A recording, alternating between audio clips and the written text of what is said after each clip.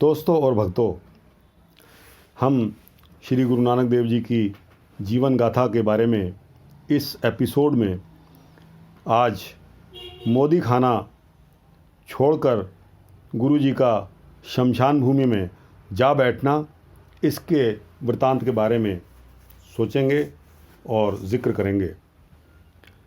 तो दोस्तों, जब गुरु जी मोदी खाना छोड़कर आए और शमशान भूमि में आ बैठे तो उन्होंने यह कहना शुरू कर दिया कि ना कोई हिंदू ना मुसलमान।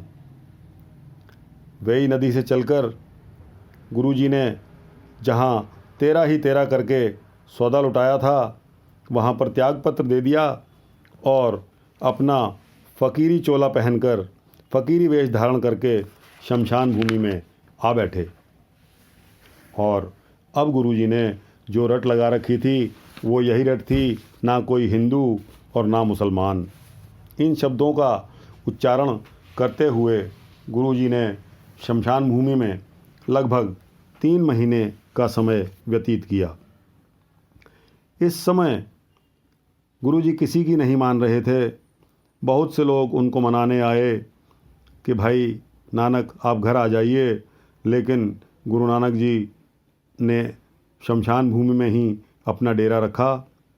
और जब बहुत मजबूरी हालात में शिकायतें इनके सगे संबंधियों तक पहुंच गई तो गुरुजी के ससुर मूलचंद जी और इनकी सास चंदो रानी ने अपने उपराले के अंतर्गत एक पंडित जी को, जिनका नाम श्यामे पंडित था, श्यामे पंडित को गुरुजी के पास भेजा और कहा कि आप जाइए और जिस तरह भी हो सके गुरु नानक को वापस लेकर घर आइए।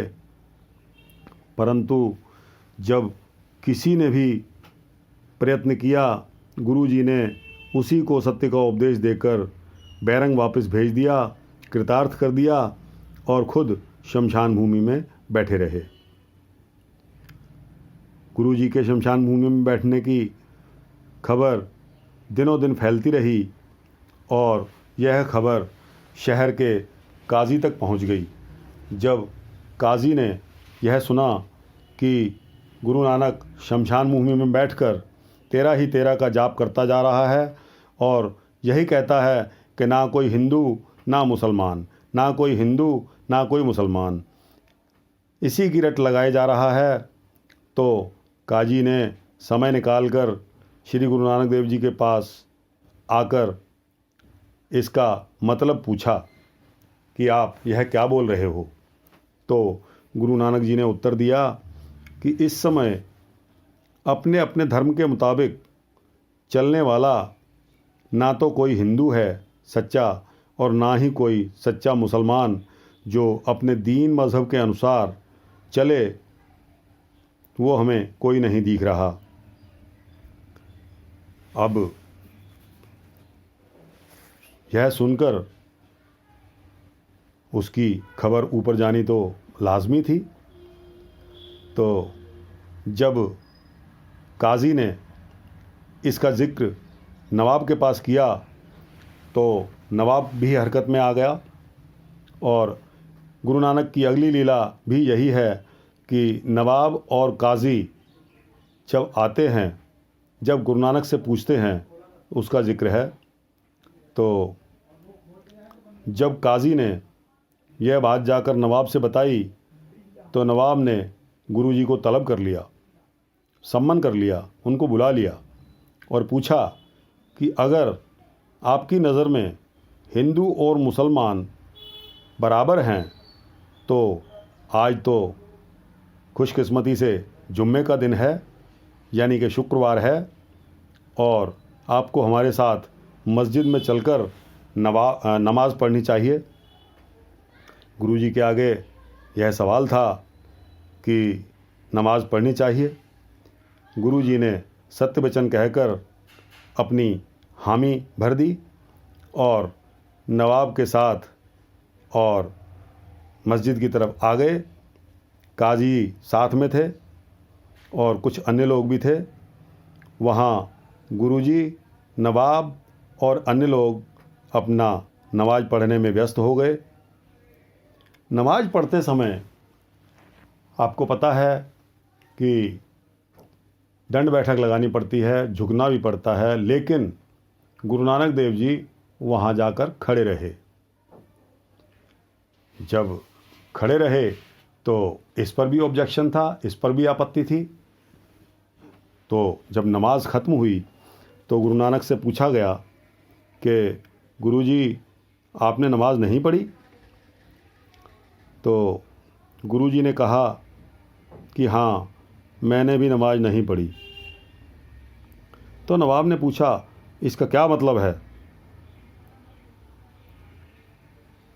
गुरुजी ने नवाब के दिल के अंदर नमाज पढ़ते समय जो ख्याल आ रहे थे उनके बारे में नवाब को उल्टा सवाल पूछ लिया और कहा कि नवाब साहब, आप नमाज पढ़ रहे थे या नवाब आप खुद के काबुल के घोड़े खरीदने की योजना बना रहे थे?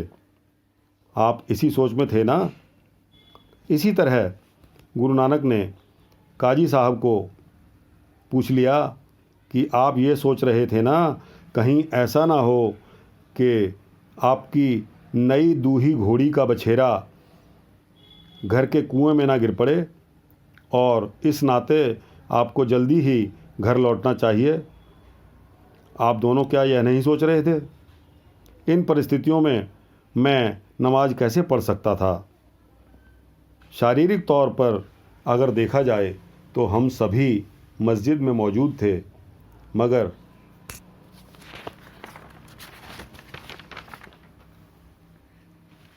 मैं आपका मन टटोलने में लगा रहा कि आपका मन किस तरफ लगा हुआ है और आप अपने निजी कार्यों में के बारे में सोच रहे थे।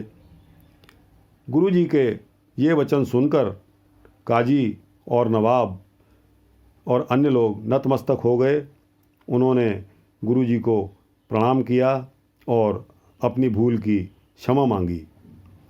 तो दोस्तों, गुरु नानक जी के यह कर्तव्य, यह लीलाएं मैंने बहुत ही संक्षेप में आपको सुनाई हैं। अगले एपिसोड में गुरु नानक साहब के जो उदासियाँ, उन्होंने जो यात्राएं, बहुत लंबी लंबी यात्राएं की हैं, उनके बारे का जिक्र करेंगे। तो आज का एपिसोड यहीं तक। अगले एपिसोड का इंतज़ार करिए और मेरे साथ बने रहिए। प्रत्येक भाग को अवश्य सुनिए, जो कि आपके लिए भी कल्याणकारी है और मेरे लिए भी कल्याणकारी है। बोलिए वाहिगुरु जी का खालसा, वाहिगुरु जी की फतेह। अगले एपिसोड में हम गुरु जी की पहली उदासी का वर्णन करेंगे, जबकि गुरु जी अहमदाबाद भाई लालो के पास गए थे। धन्यवाद।